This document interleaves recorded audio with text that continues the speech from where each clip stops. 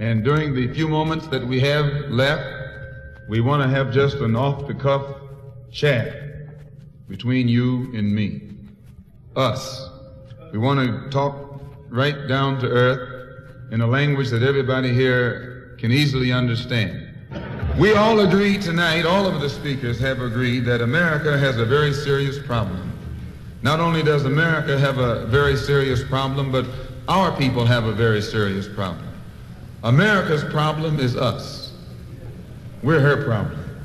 The only reason she has a problem is she doesn't want us here.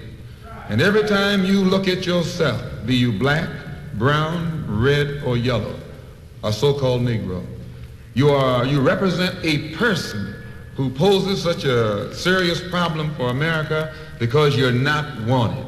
Once you face this as a fact, then you can start plotting a course that will make you appear intelligent instead of unintelligent. What you and I need to do is learn to forget our differences. When we come together, we don't come together as Baptists or Methodists. You don't catch hell because you're a Baptist, and you don't catch hell because you're a Methodist. You don't catch hell because you're a Methodist or a Baptist. You don't catch hell because you're a Democrat or a Republican. You don't catch hell because you're a Mason or an Elk. And you sure don't catch hell because you're an American, because if you was an American, you wouldn't catch no hell. You catch hell because you're a black man. You catch hell, all of us catch hell for the same reason. So we are all black people, so-called Negroes, second-class citizens, ex-slaves. You are nothing but an ex-slave. You don't like to be told that. But what else are you? You are ex-slave. You didn't come here on the Mayflower. You came here in a slave ship, in chains, like a horse or a cow or a chicken. And you were brought here by the people who came here on the Mayflower. You were brought here by the so-called pilgrims or founding fathers. They were the ones who brought you here. We have a common enemy. We have this in common. We have a common oppressor, a common exploiter, and a common discriminator. So once we all realize that we have this common enemy, then we unite on the basis of what we have in common. And what we have foremost in common is that enemy, the white man. He's an enemy to all of us. I know some of you all think that some of them aren't enemies. Time will tell. In Bandung, back in I think 1954, was the first unity meeting in centuries of black people. And once you study what happened at the Bandung Conference and the results of the Bandung Conference, it actually serves as a model for the same procedure you and I can use to get our problems solved. At Bandung, all the nations came together. They were dark nations from Africa and Asia.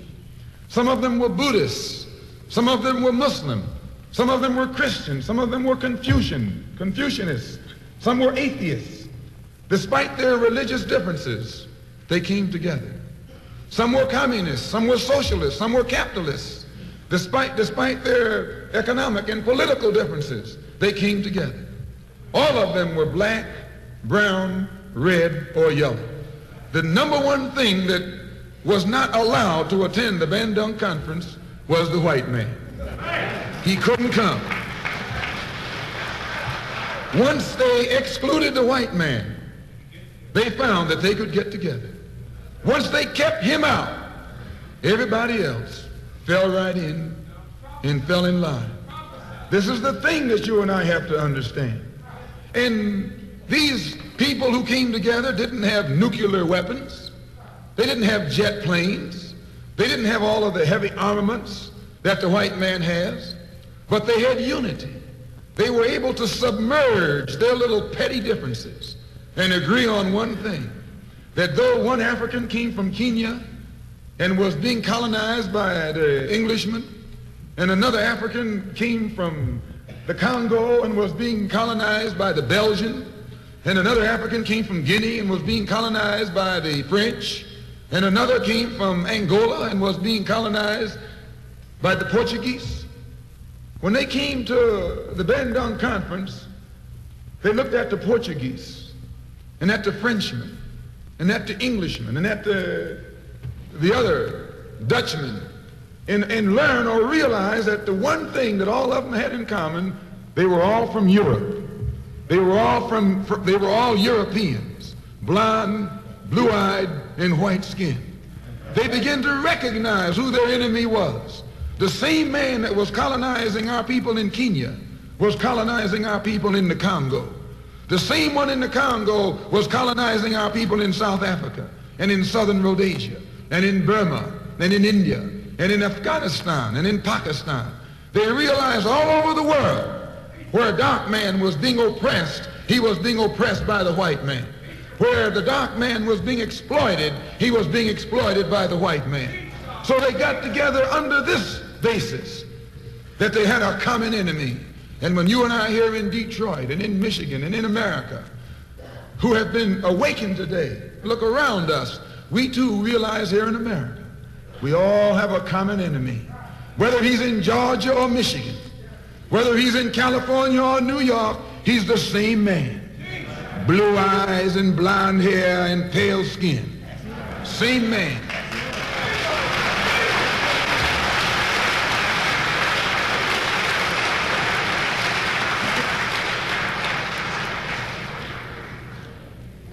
So what we have to do is what they did. They agreed to stop quarreling among themselves.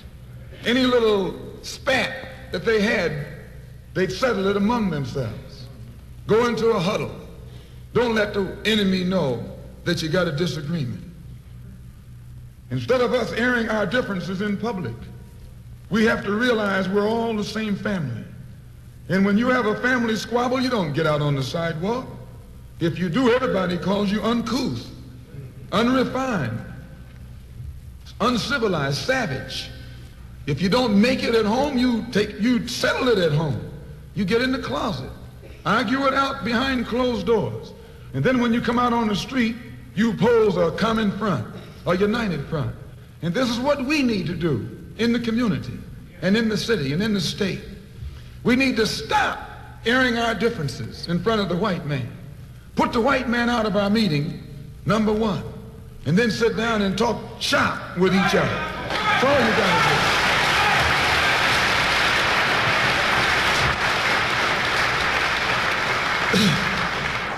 I would like to make a few comments concerning the difference between the Black Revolution and the Negro Revolution. Yes, sir. There's a difference. Are they both the same? And if they're not, what is the difference? What is the difference between a Black Revolution and a Negro Revolution? First, what is a revolution? Sometimes I'm inclined to believe that many of our people are using this word revolution loosely, without taking careful consideration what this word actually means and what its historic characteristics are. When you study the historic nature of revolutions, the motive of a revolution, the objective of a revolution, and the result of a revolution, and the methods used in a revolution, you may change words. You may devise another program. You may change your goal and you may change your mind. Look at the American Revolution in 1776. That revolution was for what? For land. How was it? Why did they want land? Independence. How was it carried out? Bloodshed. Number one, it was based on land. The basis of independence. And the only way they could get it was bloodshed. The French Revolution, what was it based on? The landless against the landlord. What was it for? Land. How did they get it? Bloodshed. Was no love lost. Was no compromise. Was no negotiation. I'm telling you, you don't know what a revolution is. Because when you find out what it is, you'll get back in the alley. You'll get out of the way.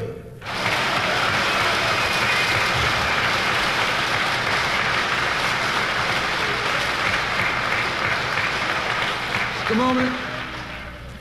The Russian Revolution. What was it based on? Land. The landless against the landlord. How did they bring it about? Bloodshed. You haven't got a revolution that doesn't involve bloodshed. And you're afraid to bleed. I said you're afraid to bleed. Long as the white man sent you to Korea, you bled. He sent you to Germany, you bled. He sent you to the South Pacific to fight the Japanese, you bled. You bleed for white people. But when it comes time to seeing your own churches being bombed and little black girls murdered, you haven't got no blood.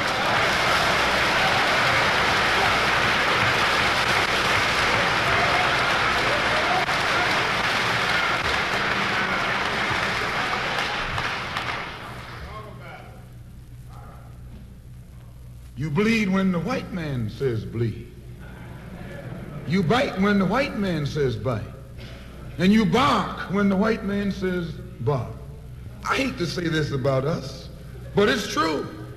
How you gonna be nonviolent in Mississippi as violent as you were in Korea? How can you justify being nonviolent in Mississippi and Alabama when your churches are being bombed and your little girls are being murdered, and at the same time you're gonna get violent with Hitler and Tojo and somebody else that you don't even know?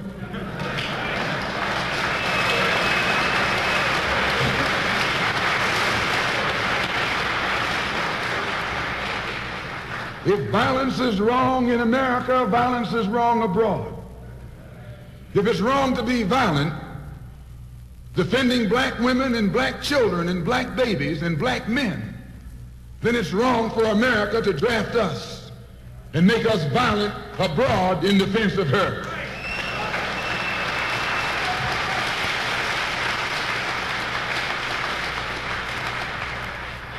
The Chinese Revolution. They wanted land. They threw the British out, along with the Uncle Tom Chinese. Yeah, they did. They set a good example. When I was in prison, I read an article, and don't be shocked when I say I was in prison. You still in prison.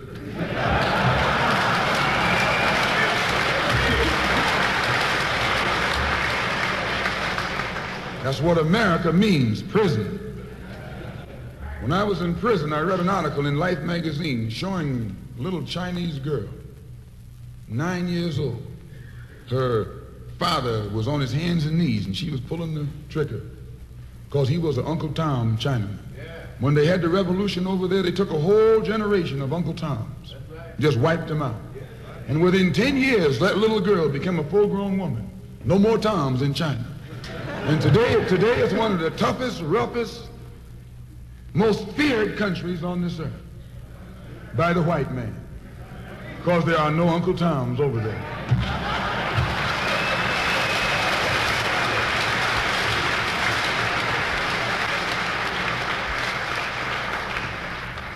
Of all our studies, history is best qualified to reward all research.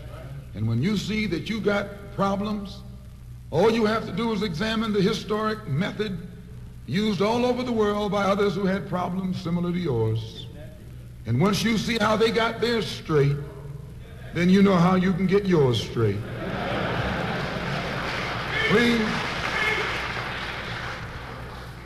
There's been a revolution, a black revolution going on in Africa.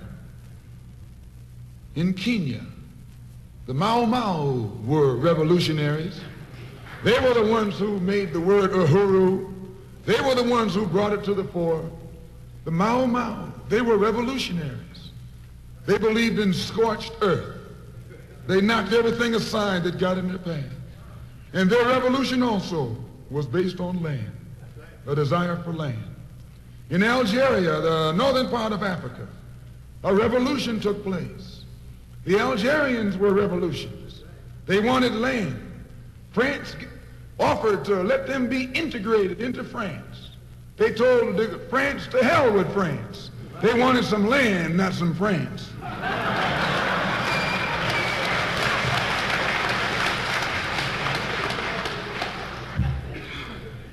And they engaged in a bloody battle. So I cite these various revolutions, brothers and sisters, to show you, you don't have a peaceful revolution. You don't have a turn the other cheek revolution. There's no such thing as a nonviolent revolution. Only kind of revolution that's nonviolent is the Negro Revolution.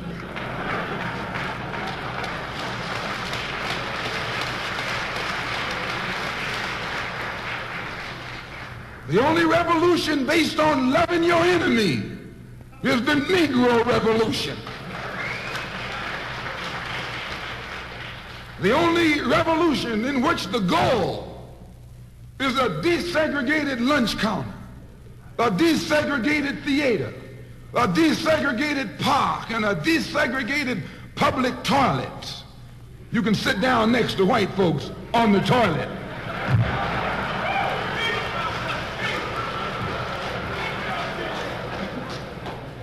That's no revolution. Revolution is based on land. Land is the basis of all independence. Land is the basis of freedom, justice, and equality. The white man knows what a revolution is. He knows that the black revolution is worldwide in scope and in nature. The black revolution is sweeping Asia, sweeping Africa. It's rearing its head in Latin America. The Cuban Revolution, that's a revolution. They overturned the system.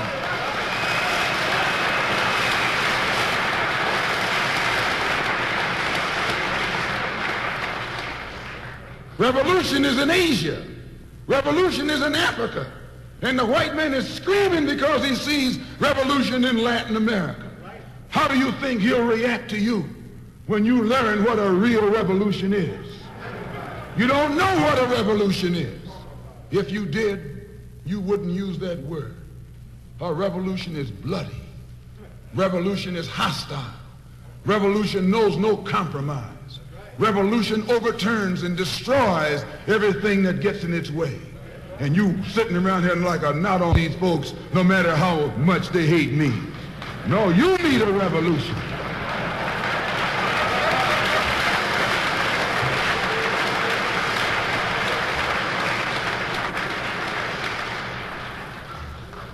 Who ever heard of a revolution where they lock arms, as Reverend Cleage was pointing out beautifully, singing, "We shall overcome"?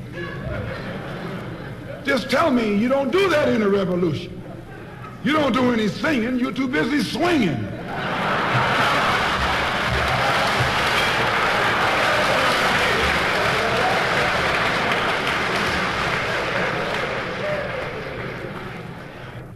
It's based on land.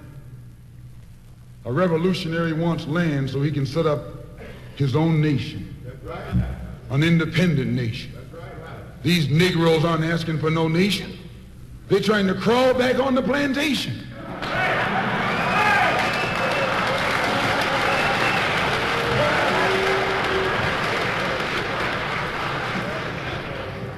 When you want a nation, that's called nationalism. When the white man became involved in a revolution in this country against England, what was it for? He wanted this land so he could set up another white nation. That's white nationalism. The American Revolution was white nationalism. The French Revolution was white nationalism. The Russian Revolution too, yes, it was white nationalism. You don't think so? Why you think Khrushchev and Mao can't get their heads together? White nationalism. All the revolutions that's going on in Asia and Africa today are based on what? black nationalism. A revolutionary is a black nationalist. He wants a nation. I was reading some beautiful words by Reverend Cleage pointing out why he couldn't get together with someone else here in the city.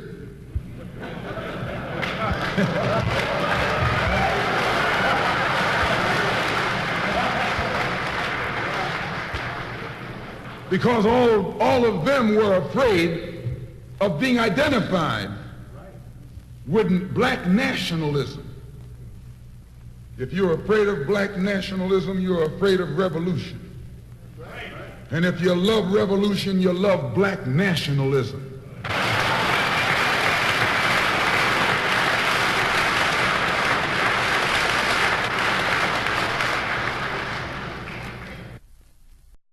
And during the few moments that we have left, we want to have just an off-the-cuff chat between you and me, us.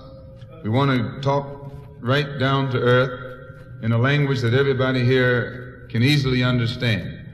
We all agree tonight, all of the speakers have agreed that America has a very serious problem. Not only does America have a very serious problem, but our people have a very serious problem. America's problem is us. We're her problem.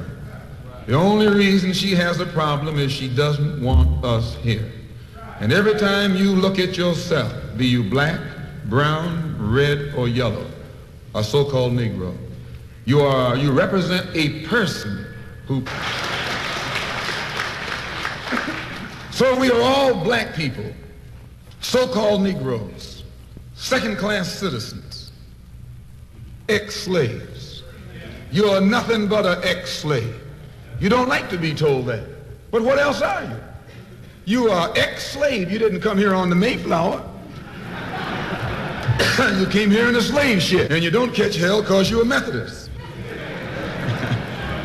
You don't catch hell because you're a Methodist or a Baptist. You don't catch hell because you're a Democrat or a Republican. You don't catch hell because you're a Mason or an Elk. And you sure don't catch hell because you're an American, because if you was an American, you wouldn't catch no hell.